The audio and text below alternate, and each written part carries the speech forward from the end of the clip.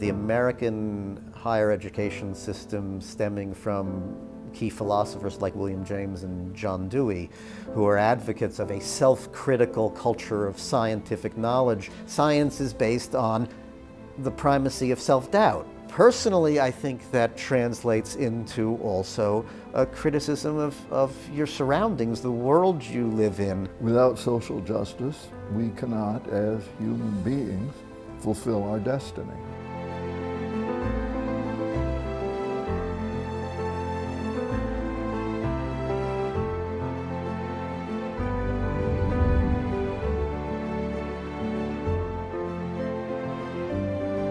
There's a student group for almost any cause you could imagine, and that's a great thing. We have this event in the fall called Festifall, and it's a way to expose incoming students, newer students, to all the student organizations at Michigan. When you take it as a whole, you say, wow, these are our students, and it's amazing. It's this real fabric of the world in this square of the Diag. It really feels like a central space, and this idea at this point that's ingrained for people, activists and advocates, that when we're concerned about something, we'll go here, we'll work from there. If students in a university aren't raising hell, then something's wrong.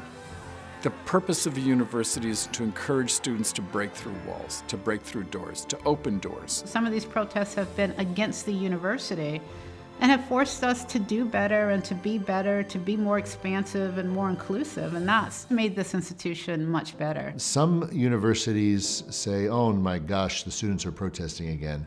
I say the students are protesting, what is it that they're bringing forward? A university like ours, it's our duty to be at the forefront of things like equality that matter to the world. If you really are going to say that we want you to be original thinkers, we really want you to explore your own development, we really want you to try new things and so on, it would be hypocritical then to squash certain aspects of that. And I think faculty and administrators at Michigan for a long time have therefore been much more open to self-expression from students. We have always played a role in the open debate and discourse of important ideas or controversies. We were very early as a university to admit women, and we were very early to admit African Americans and Asian Americans and other minority groups. There were big fights over abolitionism in the 1850s. The issues of the Civil War were talked out in Ann Arbor on the campus. And then in the 1950s, there was controversy and discussion over McCarthyism. It's the famous Davis-Marker-Nickerson case that they were protesting the suspension then firing of two of them. These were three individuals that were faculty here at the time of the McCarthy era, had been brought before the House Un-American Activities Committee, but refused to testify against any of their fellow faculty or anyone else for that matter. They were brought before their unit committees, before university committees, and Marker was kept here and went on to get his tenure. Both Davis and Nickerson were dismissed. At the time of dismissal, Nickerson was a tenured faculty member. And that introduced this guy, Al Haber, to political activism, which began in a political affairs club, sort of a discussion club, and then in 1960, founding Students for Democratic Society. The Port Huron statement, the Manifesto of Students for Democratic Society, drafted by Tom Hayden, who had been a student here, editor of the Daily, and in fact, the core group of leaders were Ann Arborites, largely graduate students.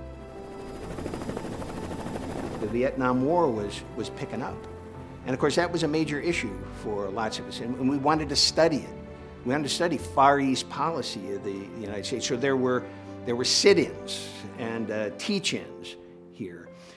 And it inspired a number of us. And the teach-ins began in 1965, I think. That's early for the anti-war movement. It didn't really pick up in most places until 2-3 years after that. Michigan really did lead the way in the anti-war movement. And one of the things that's really quite remarkable about the teach-in is how it took that essentially confrontational model and turned it into a much more embracing model that reached a much wider spectrum of opinion.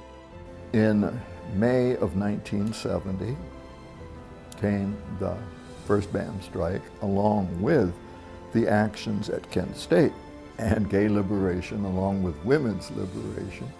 BAM, the Black Action Movement, right, which starts so dramatically in 1968, really days after the assassination of Martin Luther King. And really kind of, at the passing of this great civil rights leader, start to ask some really serious questions about Black empowerment and inclusion and diversity on this campus. Black activism was born out of the concern of Black students primarily, try to make changes with the institution.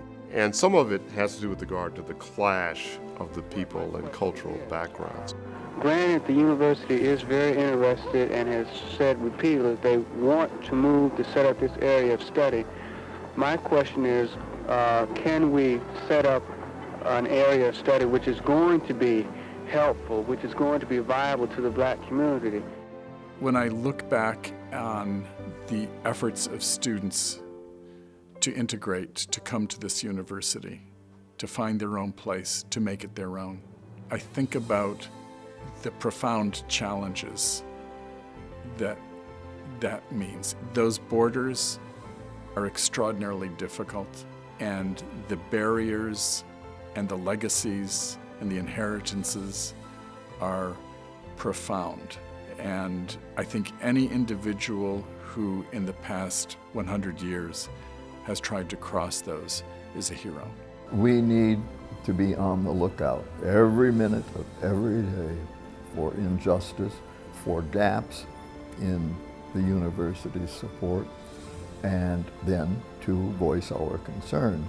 And students, in my long experience here, are sometimes listened to with attention, especially when the students escalate their requests, which may become demands. Social justice, to be really effective, depends on social movements, collective action. And it doesn't work without some conviction that you believe it's really possible that the future will be better.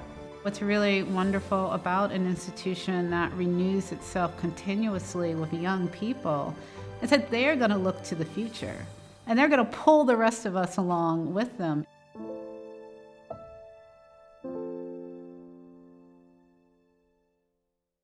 Made possible by the Stanley and Judith Frankel Family Foundation.